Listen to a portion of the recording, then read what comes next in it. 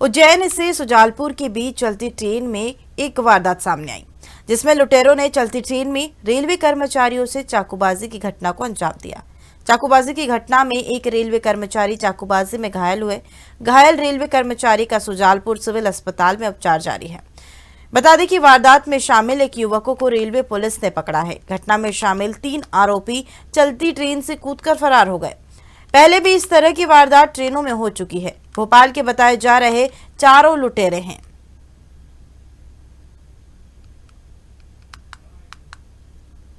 मैं इसी चेक कर रहा था, उधर एक X6 में कंप्लेंट थी, तो ये मैंने कहा मिसेज आप चले जाओ, गाड़ी उधर चेक करो, मैं इधर चेक कर रहा हूँ। ये गाड़ी चेक करने गया तो फिर थोड़ी देर बाद एक कॉल आता है कि मेरे थप्पड़ मारा है कि एक थप्पड़ मार दिए। तो मैंने कहा चलो हम लोग आते हैं। मैं गया, मैंने पूछा ये क्यों मारा, तो मुझसे बोला कि ये देख रहा है एक इतने लंबे पेड़ मुझसा। तो मैं ये तो कोई तरीका नहीं है ना, आप मैसेंजर हो क्या हो। तो बोला हम कोई भी हो, तुझसे क्या मतलब है।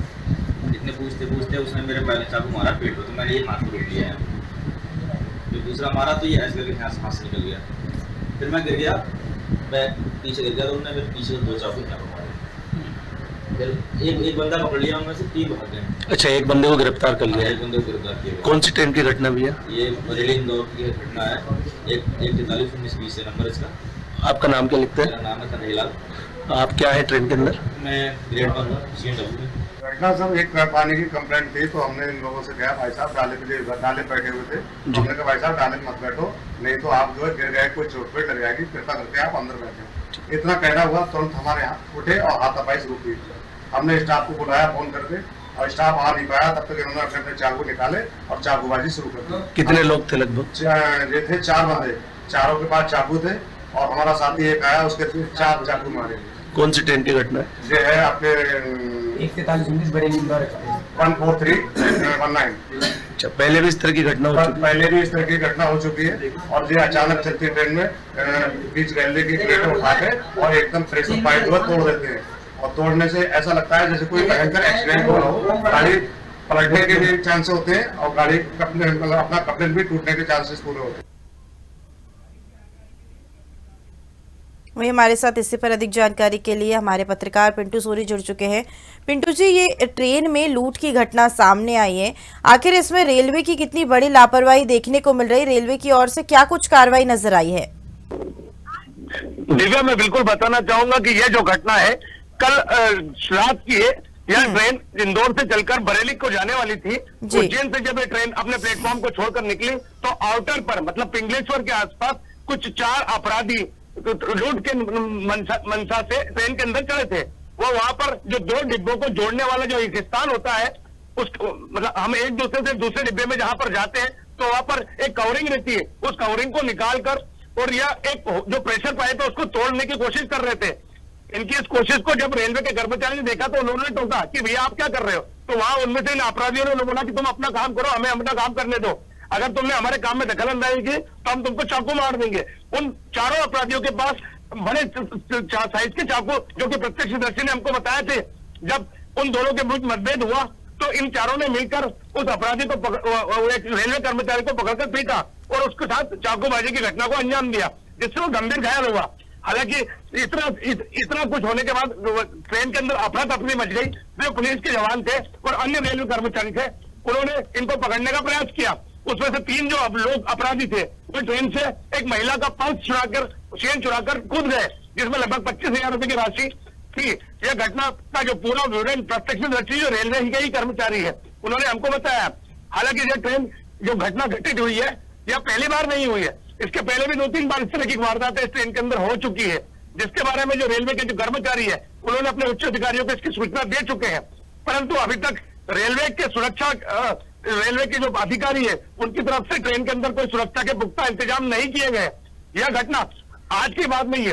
5 दिन पहले भी एक मालवा एक्सप्रेस, जो कि इंदौर जम्मू तवी के लिए निकलती है, इंदौर से लेकर जम्मू तवी तक जाती है, बेरसा के आसपास, वहां भी इस ट्रेन के कपलर के टूट जाने से 2 बोगियां अलग हुई। इस घटना में एक बड़ा हादसा भी हो सकता था। कहीं ना कहीं एक रेलवे के विभाग की एक बड़ी लापरवाही इस पूरे घटनाक्रम में शामिल है। दिव्या, देखिए पिंटू जी, इस तरीके से अगर ट्रेन में यात्री सुरक्षित नहीं होंगे और ये रेलवे के कर्मचारी सुरक्षित नहीं होंगे, तो यकीनन ट्रेन का सफर कोई भी नहीं करेगा।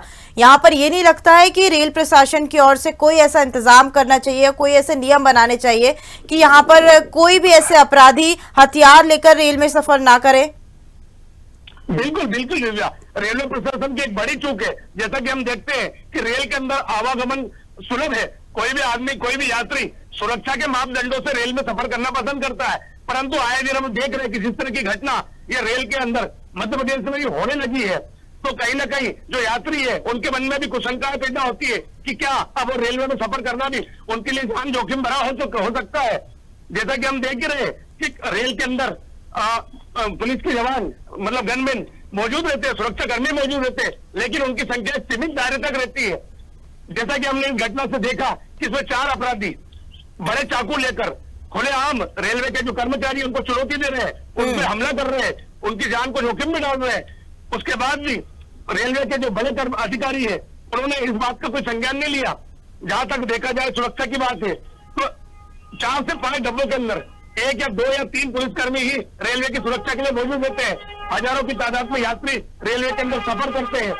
स्वाभाविक रूप से जब जो भी आदमी यात्री जर्नी करता है उसके साथ रुपए पैसे काफी मात्रा में हो सकते हैं, उनकी सुरक्षा के लिए वो पुलिसकर्मी एक सीमित संख्या में रेलवे के अंदर मौजूद रहते हैं। तो कहीं ना कहीं प्रशासन की बड़ी चूक है।